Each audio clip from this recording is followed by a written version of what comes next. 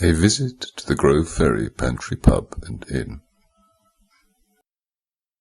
The first time that I encountered the Grove Ferry Pantry Pub and Inn was also the last time that I ever ventured into the depths of deepest, darkest Kent. I had taken myself off for the day, avoiding as much civilization as I possibly could, in an attempt to gain a little quality time to relax and recharge the batteries. Having driven for some time, I found myself becoming somewhat peckish, and so started looking for a suitable place to have some lunch. A sign ahead read, "The Grove Ferry Pantry Pub and Inn." It sounded quaint, the typical country setting that one always looks for, but very rarely finds. I indicated and turned right into a small lane that twisted and turned, finally straightening out as it crossed over a river, allowing me to see the aforementioned hostelry just off to my left.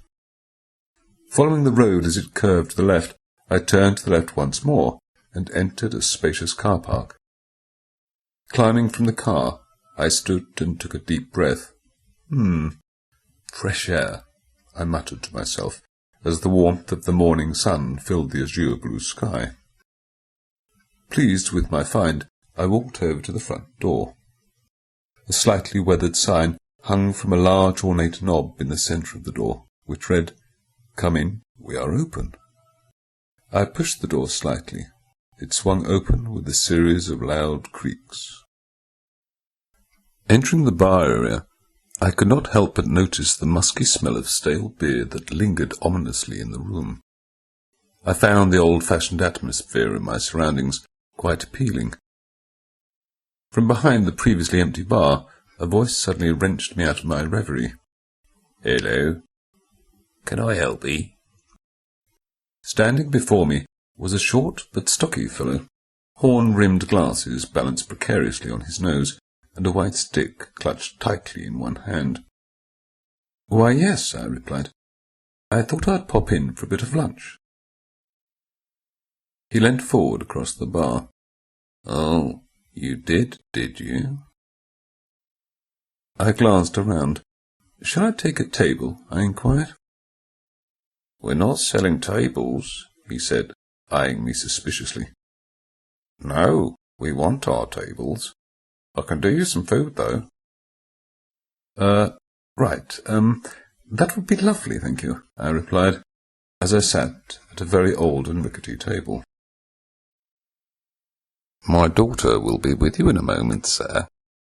He made as if to turn away, and then said, "Have you met my daughter?" "No, I haven't.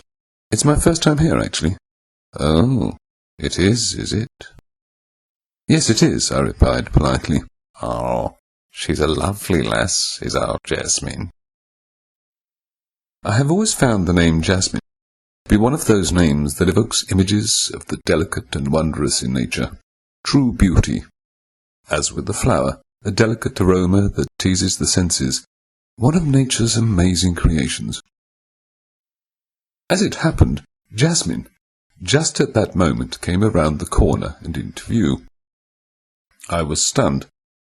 No, to be fair, I was flabbergasted. "Hello," she grunted.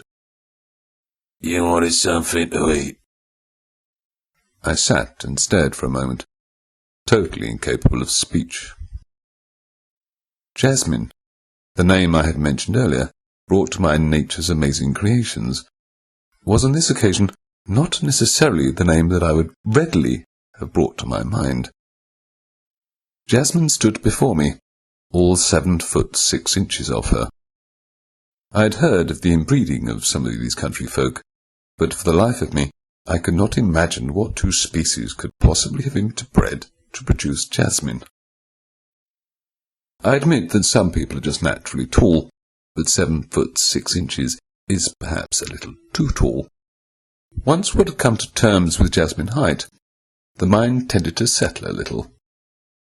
Agreed, her voice was a little lower in tone than I had come across in a woman before, but still, we all have our crosses to bear.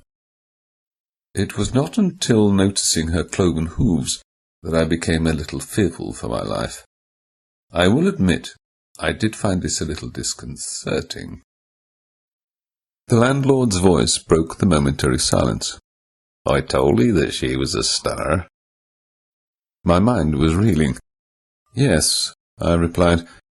"I have no doubt that she could stun any man." Those cloven hooves could do some serious damage, I thought. Jasmine's voice filled the room. "What about a leg of mutton?" I smiled. Why yes, that sounds simply delicious." Jasmine turned about, galloped off in the direction of what I imagine was the kitchen.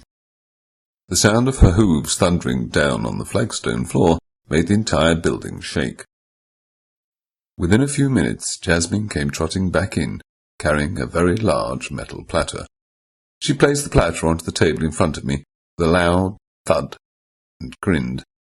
A large globule of drool eased its way from the corner of her mouth and dropped with a forceful splat onto the leg of mutton before me.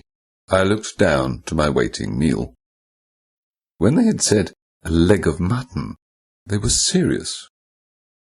Laying there in front of me was indeed a whole leg of mutton. The hoof and wool were still attached.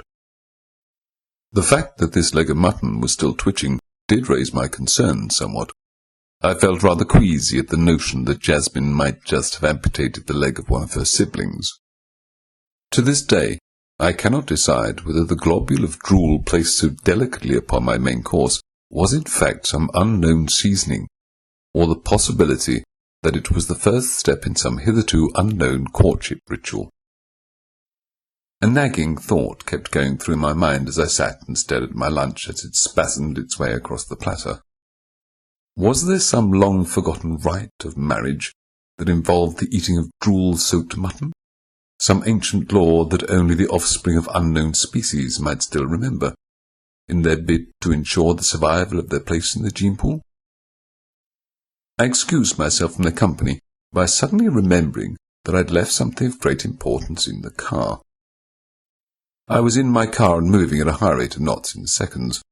I drove through country lanes for hours in search of human life that had not been genetically modified. Eventually, and after many more adventures, I did finally return home. Physically and mentally exhausted, I fell onto my bed and drifted off into a deep and restful sleep. Having had considerable time to reflect upon my adventures into the deepest, darkest part of Kent, I find myself longing to return back to the Grove Ferry pantry, pub and inn. I now understand how Livingstone must have felt